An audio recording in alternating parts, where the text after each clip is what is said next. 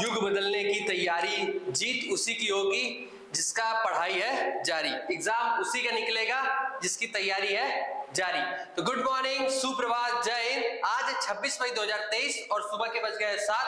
तो आपकी current affair की क्लास स्टार्ट हो गई है। जो लोग भी ऐसे एग्जाम की प्रिपरेशन कर रहे हैं जिसमें करंट अफेयर पूछा जाता है, तो ये वीडियो निश्चित तौर पे आपके लिए रामबाण साबित हो सकती है। तो पूरा वीडियो बहुत ध्यान से देखिए। चलिए शुरू करते हैं आज की क्लास। तो आज का पहला क्वेश्चन है,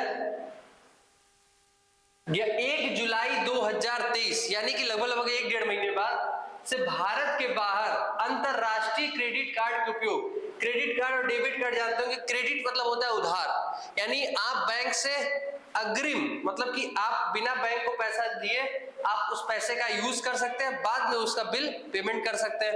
तो क्रेडिट कार्ड क्या होता है? एक तरह से उधार कार्ड होता है। तो क्रेडिट कार्ड के उपयोग पर कितना प्रतिशत TCS क्या होता है?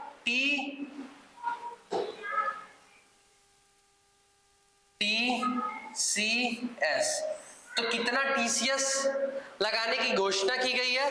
तो 20%। कितना? 20%। ऑप्शन नंबर सी सही है। आगे देखते हैं। लेकिन ये पढ़ाई वाले चीजों पर या फिर मेडिकल फैसिलिटी पे नहीं लगेगी, किसी लग्जरी या टूरिस्ट या इन सब चीजों पे ये चीजें लगेंगी। यूरो को अपनाने वाला 20वां देश कौन सा है? तो यूरोपियन यूनियन का देश है, कौन सा है वो? क्रोएशिया। क्या नाम है इसका? क्रोएशिया। ठीक है, इसको आप ध्यान में रखिएगा। और नाटो का 31st मेंबर कौन सा है? नाटो का 31st मेंबर कौन सा है? फिनलैंड। एससीओ का सबसे नया वाला मेंबर कौन सा है? तो एससीओ का सबसे नया मेंबर है ईरान। सऊदी अरब इसका डायलॉग पार्टनर बना है। अच्छा, एनडीबी का सबसे नया सदस्य कौन सा है? एनडीबी का जो सबसे नया सदस्य है वो है मिस्र यानी इजिप्ट। वर्ल्ड बैंक का सबसे नया वाला सदस्य कौन सा है? वर्ल्ड बैंक का सबसे नया वाला सदस्य है एंडोरा। एक मिनट। वर्ल्ड बैंक का जो सबसे नया वाला सदस्य है उसमें 189 देश है और सबसे नया सदस्य है नौरू। और IMF जिसमें टोटल 190 देश है, उसका सबसे नया सदस्य का मतलब होता है कि सबसे अंतिम सदस्य कौन सा है? तो इसका है, ये 0 है। 0 मीन्स अंडा यानी एंडोरा। ठीक है। अच्छा, आसियान का सबसे नया सदस्य कौन सा है? Association of south east Asian of nation. इसका सबसे नया सदस्य कौन सा है? तिमोर लिस्ट 11वां सदस्य है। बाकी सदस्य क्या से भारत भी है? नहीं। इसमें Myanmar, Thailand, Laos, Cambodia, Vietnam, Indonesia, Philippines, Malaysia, ठीक है, और तिमोर लिस्ट भी शामिल कर लिया गया। तिमोर लिस्ट की कैपिटल क्या है? दिल्ली। क्या है? दिल्ली नहीं, दिल्ली। वर्ष 2021-22 में भारत का सबसे बड़ा व्यापारी भागीदार कौन बना है? ये पुराने एग्जाम में पूछा जा चुका है। जो CGL का पेपर था 2022 का, उसमें क्वेश्चन आया हुआ है। इसमें कौन है? अमेरिका। ठीक है, आगे देखते हैं। भारत का पहला रियल टाइम गोल्ड ATM क्या है? रियल टाइम गोल्ड ATM कहां खोला गया है? तो ये खोला गया है हैदराबाद में। हैदराबाद में। ठीक है, आगे देखते हैं। भारत सर्वाधिक आयात करता है। आयात मतलब आना, मंगाना, यानी सामान सबसे ज्यादा कहां से खरीदता है? एक तरह से ट्रिक जैसा है। अगर आपको खरीदना होगा तो आप पास से ही खरीदेंगे, अब बेचना होगा तो दूर जाकर भेजेंगे ताकि दाम ज्यादा मिले। तो बेचता, जो निर्यात करता है वो दूर बेचता है। कहां सबसे ज्यादा बेचता है? अमेरिका में। लेकिन सबसे ज्यादा खरीदता किससे है? पास वाले चाइना से, ताकि कॉस्ट कम लगे। एक तो सामान भी महंगा मिल जाए, ऊपर से डिस्टेंस भी लंबी, किराया भी ज्यादा लंबा हो जाए तो ज्यादा महंगा पड़ जाएगा। चीन से और अमेरिका से। दूसरे नंबर पे किससे है? तो UAE से। इससे UAE से। ठीक है, भारत सबसे ज्यादा सामान बेचता किसको है? तो चीन को, UAE को, और सबसे ज्यादा मंगाता किससे? चीन और UAE से, और सबसे ज्यादा बेचता किसको? अमेरिका और UAE को। ठीक है, आगे देखते हैं। हाल ही में जोमेटो से आपने कभी ना कभी खाना ऑर्डर किया ही होगा। हाल ही में जोमेटो ने किस बैंक के साथ मिलकर अपना UPI लॉन्च किया? आप जब जोमेटो में ऑर्डर करते होंगे तो फोन पे, पेटीएम या किसी चीज से पेमेंट करते रहोगे। अब जोमेटो ने क्या कहा है कि आपको किसी और पेमेंट गेटवे की यूज करने की जरूरत ही नहीं है, हम आपको खुद का गेटवे देंगे जोमेटो का। किसका? जोमेटो का। तो जोमेटो ने अब इसके लिए किसी बैंक की तो जरूरत होगी ना, तो उसने क्या किया है, आईसीआई से, ठीक है, आईसीआई बैंक से एक समझौता किया है और जोमेटो ने अपना खुद का गेटवे लॉन्च किया कि आप जोमेटो से कोई भी फूड ऑर्डर करते हैं तो आपको कोई अलग से पेमेंट ऐप यूज करने की जरूरत नहीं पड़ेगी, पेमेंट तो करना ही पड़ेगा, अलग से यूज नहीं करना पड़ेगा, आप उसी के जरिए पेमेंट कर पाएंगे। आगे देखते हैं। हाल ही में यूके एशियन फिल्म फेस्टिवल 2023 में किस भारतीय फिल्म को बेस्ट फिल्म का अवार्ड दिया गया है? तो ये दिया गया है भगवान भरोसे। किसको दिया गया है? भगवान भरोसे को। तो ये क्वेश्चन भी आप याद रखिएगा। इसका 3 बार ग्रैमी अवार्ड से पाने वाले भारतीय कौन है? तो 3 बार ग्रैमी अवार्ड पाने वाले भारतीय हैं रिकी केज। रिकी केज 3 बार ग्रैमी अवार्ड पाने वाले हैं। इस बार भारत को एक ऑस्कर मिला है। किसके लिए मिला है? बेस्ट ओरिजिनल सॉन्ग के लिए, ट्रिपल आर को। इसके साथ साथ डॉक्यूमेंट्री को मिला है the elephant whisper, the elephant whisper. और अभी जो हाल ही में पेपर हो रहा है एमटीएस का, उसमें पूछ दिया है कि जो नाटू नाटू सॉन्ग है उसके म्यूजिक कंपोजर कौन है? तो आप लोग इस बात को याद रखिएगा कि एम कीरवानी। जब मैंने आपको बताया था तो बताया था कि ये चीज बहुत इंपॉर्टेंट है, एग्जाम में पूछी जा सकती है और एग्जाम में पूछ भी दी गई है। ठीक है, आगे देखते हैं। हाल ही में गुणवत्तापूर्ण शिक्षा को बढ़ावा देने के लिए, शिक्षा तो मिल रही है, डिग्रियां मिल रही, बट गुणवत्तापूर्ण नहीं है, जॉब मिल ही नहीं रही लोगों को। तो गुणवत्तापूर्ण शिक्षा को बढ़ावा देने के लिए उत्साह पोर्टल और पीओपी पोर्टल किसने लॉन्च किया है? तो इसको किसने लॉन्च किया है? उत्साह पोर्टल को और पीओपी पोर्टल को तो यूनिवर्सिटी ग्रांट कमीशन यानी विश्वविद्यालय अनुदान आयोग, विश्वविद्यालय अनुदान आयोग या यूनिवर्सिटी ग्रांट कमीशन ने लॉन्च किया है। इससे क्या होगा कि ये जो उत्साह है, ठीक है, उत्साह और ये जो पीओपी पोर्टल है, इसमें जो स्टूडेंट होंगे, जो प्रोफेसर होंगे, ठीक है, तो ये लोग जाके इस पे रजिस्टर करेंगे, कोई भी चीज होगा उसको इजीली एक्सेस कर पाएंगे और वहां से एजुकेशन का या फिर किसी और चीज का लाभ उठा सकते हैं। ठीक है, आगे देखते हैं।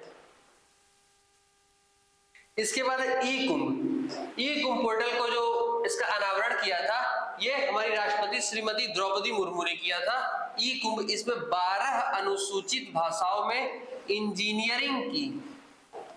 इंजीनियरिंग की बुक्स अवेलेबल होंगी, 12 अनुसूचित भाषाओं में। ई समाधान को किसने लॉन्च किया है? यूजीसी ने।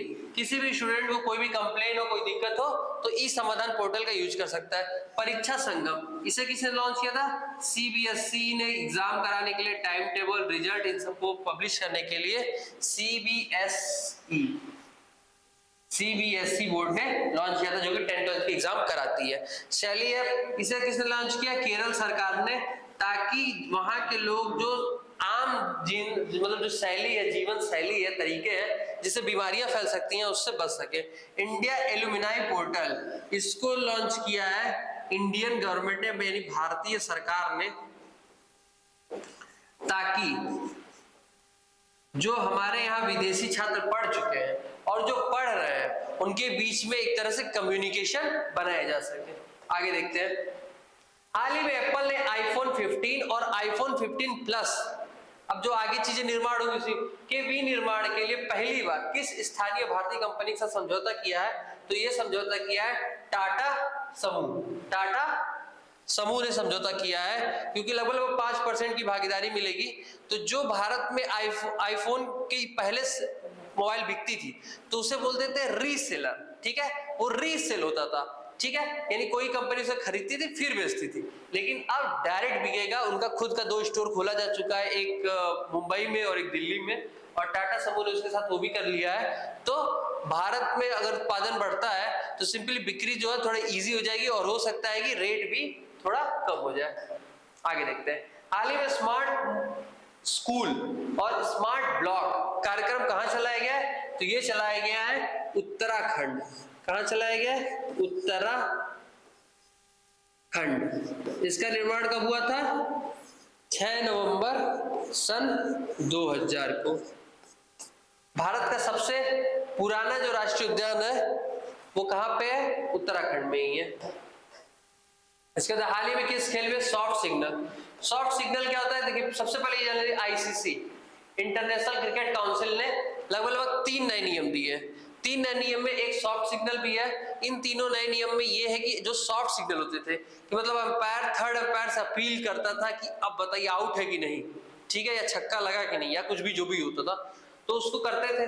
लेकिन अब उसका नियम खत्म कर दिया गया है। अब जो थर्ड अंपायर है या जो टीवी अंपायर है, ठीक है, टीवी अंपायर बोल सकते हैं, थर्ड अंपायर जो टीवी अंपायर है वो अपनी मनमर्जी से या जब उसे सही लगता है वो अपना जो क्या कहते हैं अपना निर्णय है वो दे सकता है। तो ये किस गेम से रिलेटेड है? क्रिकेट, सिंपली आईसीसी से रिलेटेड है। और एक है कि अगर कोई फास्ट बॉलिंग कर रहा है तो जो विकेट कीपर है, जो आसपास के फील्डर हैं, उनको जो हेलमेट है या फिर कोई भी सुरक्षा उपकरण उसे लगाना अनिवार्य कर दिया गया। और एक फ्री हिट का नियम है कि अगर विकेट पे बॉल लग जाती है तब भी रन काउंट किए जाएंगे, ठीक है। तो ये 3 नियम है। आगे देख लेते हैं कुछ गेम दिए हुए। बेसबॉल, ये किस देश का गेम है? ये है अमेरिका। किस देश का गेम है? अमेरिका का है। इसके बाद है सांड, ये कहाँ का है? स्पेन का। इसके बाद है आइस हॉकी, ये कहाँ की है? कनाडा। इसके बाद है हॉकी, ये कहाँ का है? भारत प्लस पाकिस्तान। इसके बाद है फुटबॉल, ये कहाँ का है? रूस प्लस फ्रांस प्लस ब्राजील। जितना भारत क्रिकेट में खर्चा करता है अगर उतना ओलंपिक में खर्चा कर लेता तो टॉप 10 में आ जाता। शतरंज में देख लीजिए, शतरंज कहाँ का है? रूस का है। इसके बाद रग्बी फुटबॉल स्कॉटलैंड का है, स्कॉटलैंड, ठीक है, इसको याद रखिएगा, ये स्ट्रेटेजी का पार्ट है। इसके बाद हाल ही में चिट फंड कारोबार का बेहतर नियमन सुनिश्चित करने के लिए ई चिट्स है, ठीक है। क्या होता है कि जो चिट फंड होते हैं इसमें बहुत ज्यादा धोखाधड़ी होती है, बहुत ज्यादा लोगों को परेशान किया जाता है, तो उसके नियमन यानी उसका जो रेगुलेशन है उसको सुनिश्चित करने के लिए ई चिट्स है। किसने लॉन्च किया है? तो इसको लॉन्च किया है कर्नाटक ने। किसने लॉन्च किया है? कर्नाटक ने। इसके बाद आगे देखते हैं ऑपरेशन दोस्त। तो ऑपरेशन दोस्त तुर्की प्लस सीरिया में जो भूकंप आए थे वहां से लोगों को बचाने के लिए ऑपरेशन दोस्त चलाया गया था। ऑपरेशन गंगा कहां चलाया गया था? यूक्रेन में फंसे हुए भारतीयों को निकालने के लिए ऑपरेशन गंगा चलाया गया था। ऑपरेशन देवी कहां चलाया गया था? अफगानिस्तान। अफगानिस्तान में फंसे हुए भारतीयों को निकालने के लिए ऑपरेशन देवी शक्ति चलाया गया था। और ऑपरेशन कावेरी, ये आप लोग को याद होगा, सूडान से फंसे हुए भारतीयों को निकालने के लिए ऑपरेशन कावेरी चलाया गया था, ठीक है। आगे देखते हैं नमामि गंगे योजना, ये कब लॉन्च हुई थी? तो ये लॉन्च हुई थी 10 जुलाई 2014 को। प्रधानमंत्री जन धन योजना ये लॉन्च हुई थी 28 अगस्त 2014 को। मेक इन इंडिया ये लॉन्च हुई थी 25 सितंबर 2014 को। मिशन इंद्रधनुष 25 दिसंबर सन 2014 को क्रिसमस डे के दिन लॉन्च हुई थी। इसके पहले जरा एक बार इसका ये क्वेश्चन देख लीजिए। इसका होगा आंध्र प्रदेश सरकार। हाल ही में चिट फंड कारोबार का बेहतर नियमन सुनिश्चित करने के लिए किसने किया है? आंध्र प्रदेश सरकार ने किया, ठीक है, इसका थोड़ा ध्यान रखिएगा। इसके बाद है किसानों की आय को दुगना करने का जो लक्ष्य था वो 2022 था, जिसे पूरा नहीं कर पाए हम लोग, तो 2024 पे टाल दिए, ठीक है। और सबको आवास मुहैया कराने का लक्ष्य भी 2022 था, जिसे पूरा नहीं कर पाए हैं और 2024 टाल दिए, ठीक है। इसके बाद जीरो कार्बन उत्सर्जन का लक्ष्य हम इतना रखे हैं 2070, तब तक सरकारें बदल जाएंगी, उसके बाद अगली सरकारें देखेंगी, ठीक है। भारत में नेट जीरो का लक्ष्य कब है? ये भी 2070 है, तब का तब देखा जाएगा, ठीक है। लक्ष्य तो यही है। भारत के ऊर्जा स्वतंत्र बनने का लक्ष्य कब है? 2047, यानी भारत की आजादी के लगभग 100 वर्ष पूरा होने पे ऊर्जा स्वतंत्र बनने का लक्ष्य है। आज का रिवीजन कर लेते हैं। 1 जुलाई 2022 भारत के बाहर अंतरराष्ट्रीय क्रेडिट कार्ड के ऊपर कितना टीसीएस लगेगा? 20%। इसके बाद जोमेटो ने आईसीआईसीआई के साथ मिलकर समझौता किया है। यूकेशन फिल्म फेस्टिवल में बेस्ट फिल्म का अवार्ड मिला है भगवान भरोसे को। और उत्साह पोर्टल पीओपी पोर्टल किसने लॉन्च किया है? यूजीसी ने लॉन्च किया है। एप्पल आईफोन 14 टाटा ग्रुप के साथ मिलकर बनाएगी। सॉफ्ट सिग्नल किस गेम से रिलेटेड है? क्रिकेट से रिलेटेड है। चिट फंड कारोबार कहाँ का है? आंध्र प्रदेश का है। कल का सवाल था कि कर्नाटक के जो नए मुख्यमंत्री बने वो कौन बने? सिद्धारमैया। रमैया रमैया बस्ता भैया,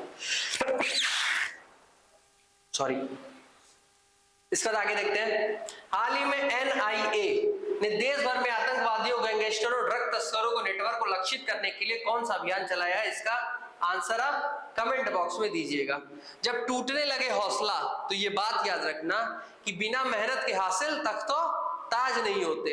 ढूंढ लेना अंधेरे में ही अपनी मंजिल को, ढूंढ लेना अंधेरे में ही अपनी मंजिल को, क्योंकि जुगनू किसी रोशनी के मोहताज नहीं होते।